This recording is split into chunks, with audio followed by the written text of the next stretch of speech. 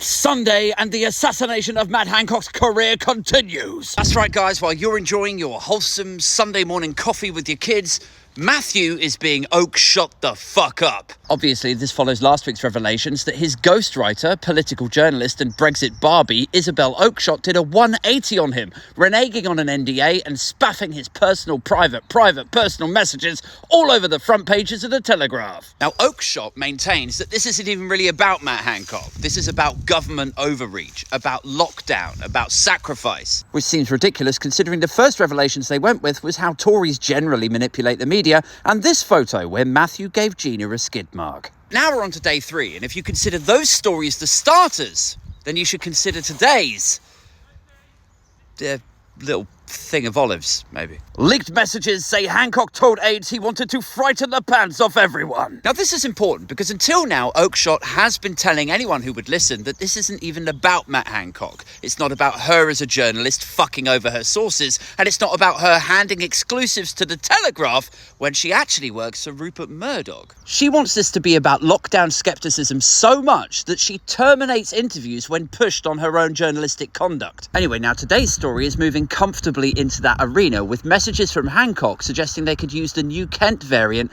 as a way to scare people into compliance. Now the nuts and bolts of this are quite simple. People like Oakeshott and her boyfriend Richard Tice and the Telegraph and Nigel Farage, all of them hated lockdown because they're all selfish sociopaths who would never make a sacrifice. I mean, they're libertarians. They're all about personal freedom. The state shouldn't be telling you to stay in your home. You should be able to say whatever you like. You should be able to take rubles from whoever you like. And now, perhaps characteristically, they're using their freedom of expression to reframe Matt Hancock's private stupidity as some sort of 1984 authoritarian nightmare. But here's what I don't get, right? The lockdowns happened. We all lived through that shit, and we all remember the reasons that we were given for why our movements were restricted. The hospitals were overwhelmed. There was a shortage of ventilators. This was before the vaccines were really taking effect. The only weapon we had in our arsenal, really, was to stop people from meeting up, hugging and breathing their death breath on each other.